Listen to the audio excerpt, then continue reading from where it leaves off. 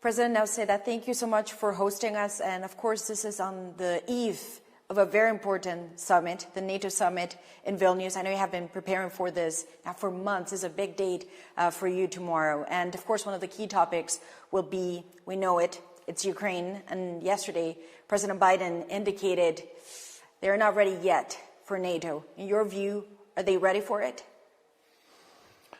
What we need very clear path for Ukraine towards NATO, and probably the country cannot become suddenly the full-fledged member of NATO, being in the midst of the war.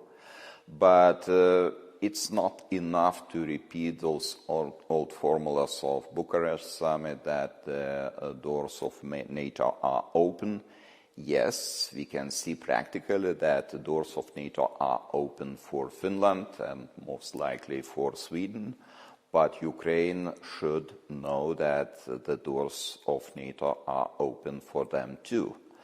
I think we need to send very clear signals to Ukraine that, first of all, we are ready to create institutional framework for closer cooperation with Ukraine.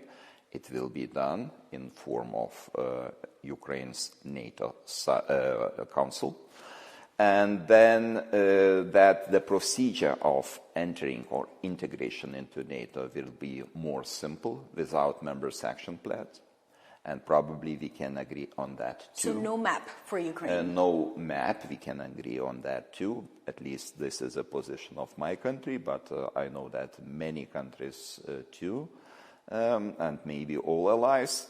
And then we need to send a signal that Ukraine will become the member of NATO as the situation allows, meaning that if the war is over.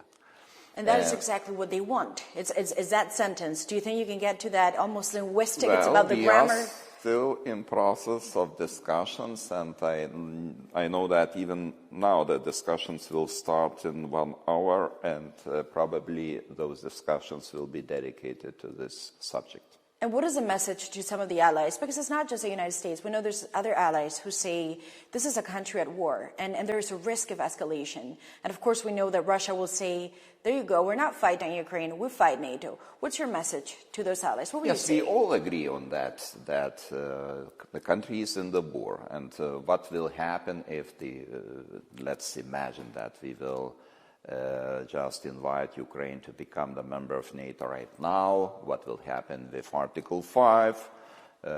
Should be activated, by the way. What means activation of Article 5?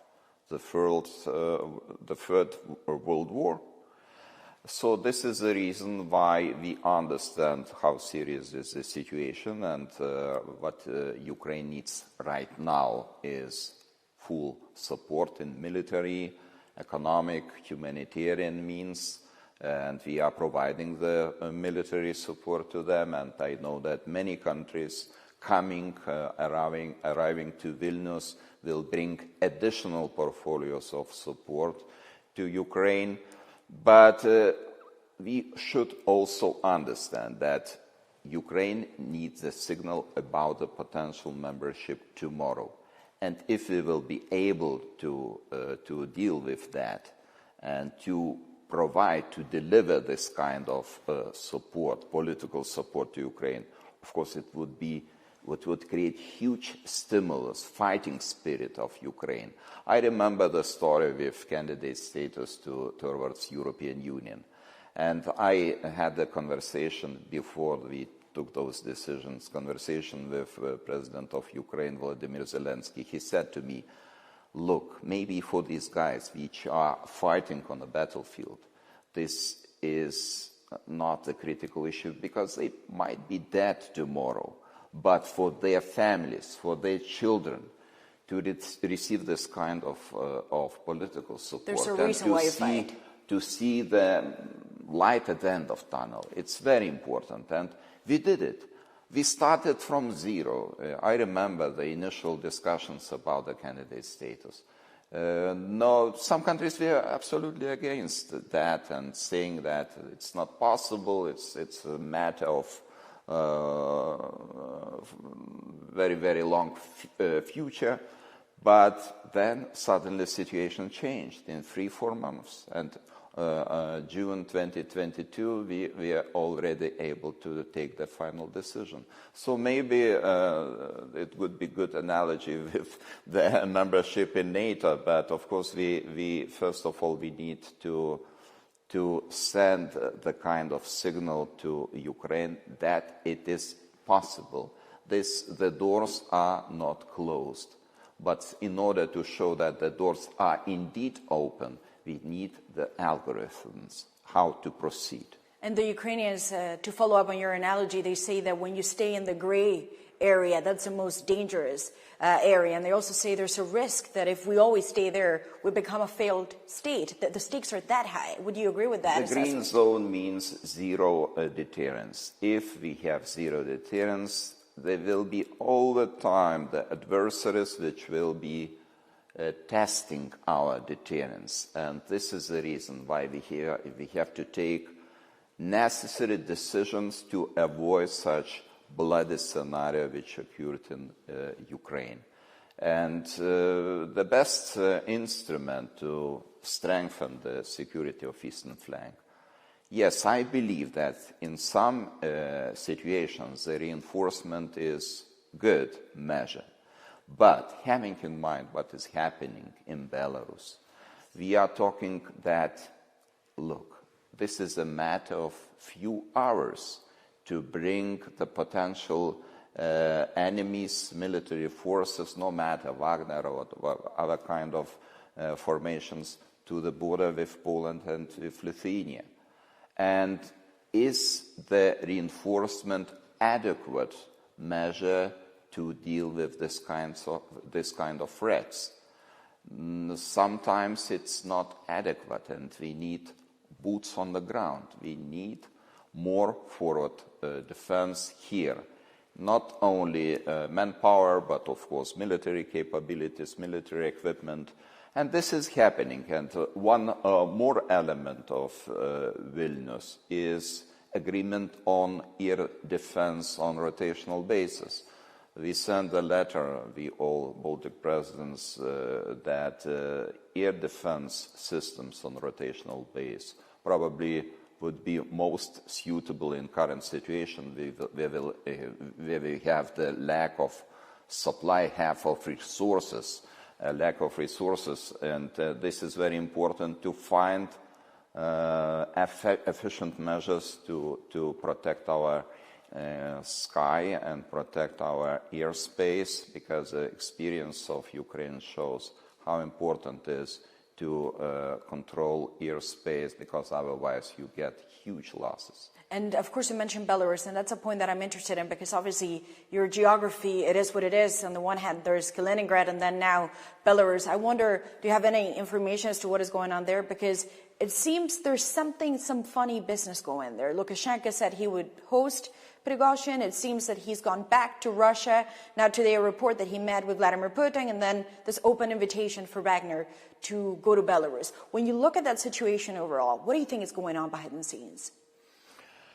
Belarus is just the satellite country of Russian Federation, and of course after the elections in 2020, Lukashenko has no power and no will to resist against the pressure of Vladimir Putin. And this, yes, he is close ally of Vladimir Putin, but we have to look at this as a complex. The recent developments in Belarus show that the security situation in our region is deteriorating. Not only Wagner, maybe Wagner is not there. At least we do not have the evidence that Wagner formations are already on the soil of Belarus. But we have instrumentalized migration attacks against us, still continuing, still going on. Maybe not so many attempts, but still the process is going on. We have this recent announcement that the tactical nuclear weapons How much do you worry about that? Deployed.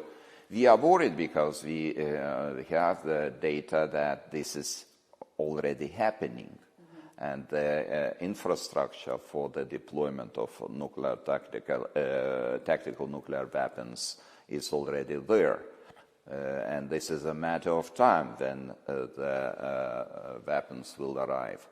Then we have this aggressive rhetoric of Alexander Lukashenko.